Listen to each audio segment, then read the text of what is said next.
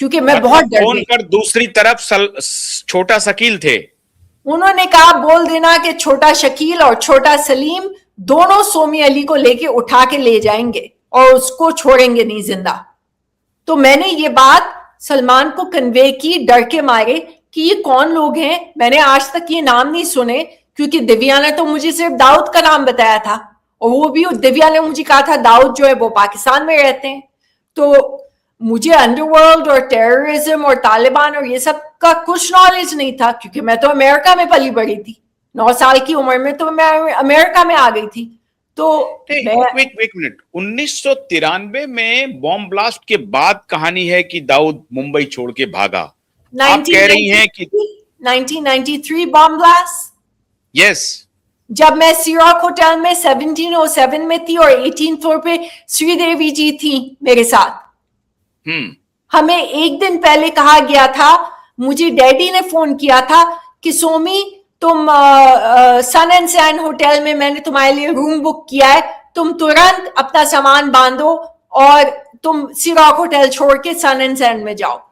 उसी दिन श्रीदेवी जी भी उसी दिन 18 फ्लोर से वो भी चली गई। दूसरे दिन बॉम्ब ब्लास्ट हुआ सीरॉक होटल में। एक मिनट, बहुत जबरदस्त बात बोल रही। आपके फादर ने आपको फोन करके कहा कि तुम जिस होटल में हो उसको अभी छोड़ दो और मैंने तुम्हारे लिए दूसरा बंदोबस्त कर दिया। इसका मतलब है कि क्या your father was knowing that tomorrow something is going to happen?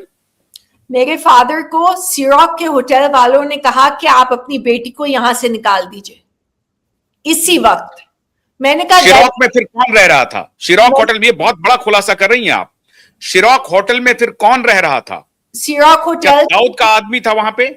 नहीं, सीरॉक होटल के जो एक मैनेजर थे उनका नाम मुझे याद नहीं है, मगर उन्होंने डैडी को कॉल करके कहा कि आप अपनी बेटी को यहां से निकाल लें, हम सब इवैक्यूएट करें। श्रीदेवी जी जो 18 माले पे है वो भी जा रही हैं, आप अपनी बेटी को भी यहां से निकाल लीजिए। तो डैडी को मैंने कहा कि डैडी क्या हो रहा है, आपको किसने बोला है, मैं क्यों छोड़ूं सीरॉक में, कहां जाऊंगी?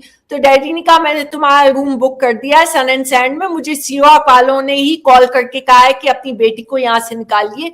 और सीरॉक के सारे स्टाफ जो है वो इवैक्यूएट कर लिया उन लोगों ने उसी दिन। दूसरे दिन बॉम्ब ब्लास्ट हो गया। बॉम्ब ब्लास्ट के पहले की बात कह रहे हैं कि सीरॉक 5 स्टार होटल है? जी जी। तो 5 स्टार होटल को, अब 5 स्टार होटल का एक आदमी फोन करके कह रहा है खाली, मतलब बॉम्ब ब्लास्ट और सीरॉक का कोई रिलेशन है? मुझे नहीं पता, मगर मुझे ये पता है कि मुझे जो सीरॉक के जो मैनेजर थे उनके मतलब सौंपा गया था कि जैसे इसके सर पे हाथ रखो, इसका ख्याल रखो, डैडी बोल के गए थे। तो उस मैनेजर ने डैडी को कॉल किया और कहा क्या हम सब इवैक्यूएट करें। What was his name? क्या नाम था उनका? उनका नाम मुझे नहीं याद है, मगर वो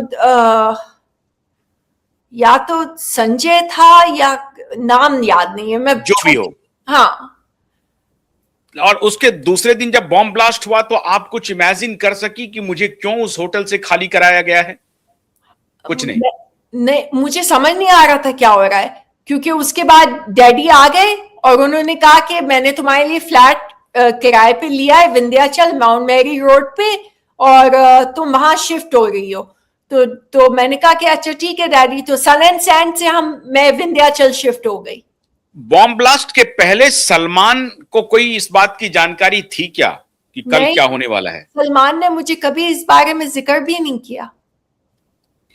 तो दाऊद के साथ सलमान को आपने कभी देखा, बातचीत करते हुए देखा, क्योंकि आप उनके साथ रह रही थी, घर में थी? नहीं, कभी भी नहीं। मगर मैंने दाऊद का नाम बहुत सुना, हर जगह, हर फिल्मी पार्टी में मैंने सुना। एक्ट्रेसेस जो हैं, सबसे पहले तो मुझे दिव्या ने पूरा समझाया कि अंडरवर्ल्ड क्या होता है। उसके बाद दिव्या की डेथ के बाद फिर मैंने सुना कि दाऊद जो है वो अंडरवर्ल्ड के कोई। जब आपको दिव्या ने ये बात बता दिया तो आपने सलमान से इसका जिक्र नहीं किया? आपने जानने की कोशिश नहीं की कि सलमान कितना जानते हो ये दाऊद को? आप पूछा उनसे, मैंने उनसे पूछा तो उन्होंने कहा कि इसके बारे में कभी जिक्र नहीं करना, कभी इसका नाम मत लेना, कभी इसके बारे में कुछ किसी से कुछ मत बोलना, और ये लोग बहुत खतरनाक लोग हैं और मैं नहीं चाहता कि तुम्हें कोई भी तुम डेंजर में हो तो पड़ो कोई डेंजर में, तो तुम इन लोगों के बारे में कभी जिक्र किसी से बात मत करना। तो मैं बहुत डर गई थी, तो मैंने कभी इसके बारे में बात नहीं की। लेकिन आपको इस बात का एहसास हो गया कि सलमान का एक अच्छा रिलेशनशिप है दाऊद के साथ या उस गैंग के साथ? नहीं, क्योंकि मुझे आज तक मैंने कभी सलमान को दाऊद से बात करते हुए या मिलते हुए, मुझे तो ये भी नहीं पता था दाऊद की शक्ल क्या है, वो लगते कैसे हैं, वो उनकी उम्र क्या है, वो कौन है, वो क्या है, मुझे कुछ नहीं पता था। मुझे सिर्फ ये पता था कि आई थिंक गुलशन कुमार जो टी सीरीज वाले हैं उनको शायद गोली मारी गई थी, ऐसा। यस, ये कौन से साल की बात है? आई थिंक मैं शायद वहां थी उस समय, पता नहीं, उसी के आसपास का वही वक्त हाँ, होगा मेरे ख्याल से। मैं शायद थी वहां पे, तो वो मुझे पता था कि अंडरवर्ल्ड की ये उन लोगों ने किया, अंडरवर्ल्ड वालों ने।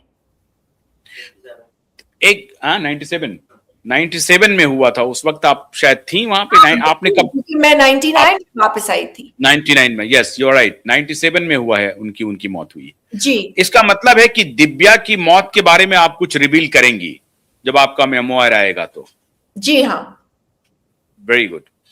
अब सलमान क्या उस वक्त भी इतने इन्फ्लुएंसर थे कि किस एक्टर को लेना है, किस एक्ट्रेस को नहीं लेना है? अभी जो, अब तो नहीं, मेरे ख्याल से 2-3 साल से तो उनकी तूती खत्म हो गई और वो खत्म कर दी हम लोगों ने, लेकिन उसके पहले तक तो सलमान एक बादशाह के रूप में चलते थे। और क्या बैक ऑफ माइंड में कि दाऊद हमारे पीछे खड़े हैं, अंडरवर्ल्ड हमारे पीछे खड़े हैं, और उसकी वजह से बड़े बड़े पुलिस ऑफिसर्स और बड़ी बड़ी एजेंसियों के ऑफिसर से सलमान के रिश्ते थे?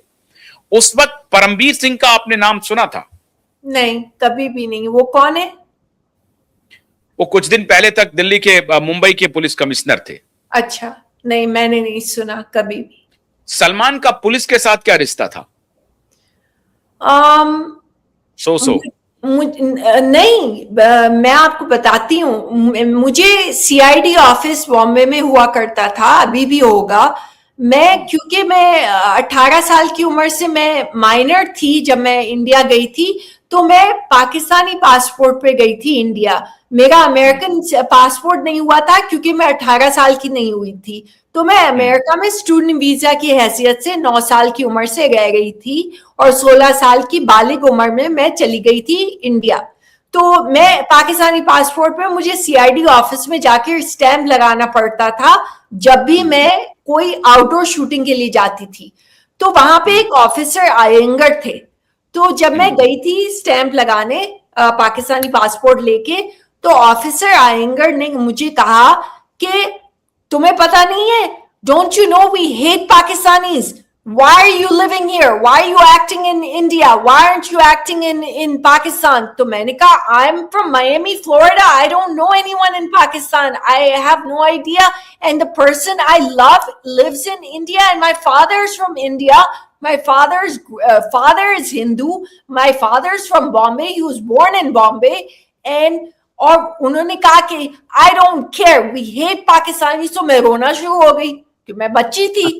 तो फिर मैं सलमान के पास गई, तो सलमान ने दूसरे दिन ऑफिसर आयंगर के पास सीआईडी ऑफिस में मेरा पाकिस्तानी पासपोर्ट लेके गए और उन्होंने कहा कि आपने इसको क्या क्या बोला है, इसने मुझे सब बताया है। और सलमान ने उनसे ना कि मेरा पासपोर्ट स्टैम्प करवाया, बल्कि ऑफिसर आयंगर को ऐसी जगह ट्रांसफर किया जहां पे पुलिस जो डिपार्टमेंट होता है ना, पुलिस स्टेशन, वो सीमेंट का भी नहीं बना था, कोई नदी किनारे, वो एक जैसे वो कहते हैं ना झोपड़पट्टी, उस पे उनको ऑफिसर आयंगर को ट्रांसफर कर दिया था। क्योंकि सलमान में करोड़ों बुराइयां चाहे हों, मगर वो मजहब और मुल्क, इन चीजों में डिस्क्रिमिनेशन कभी नहीं करते। और ये मैंने सीखा है हेलेन आंटी, मलाइका, अरबाज, सीमा, सोहेल, सलमा आंटी, जो जिनका ठीक है, ठीक है, मैं बहुत बहुत अच्छी बात है।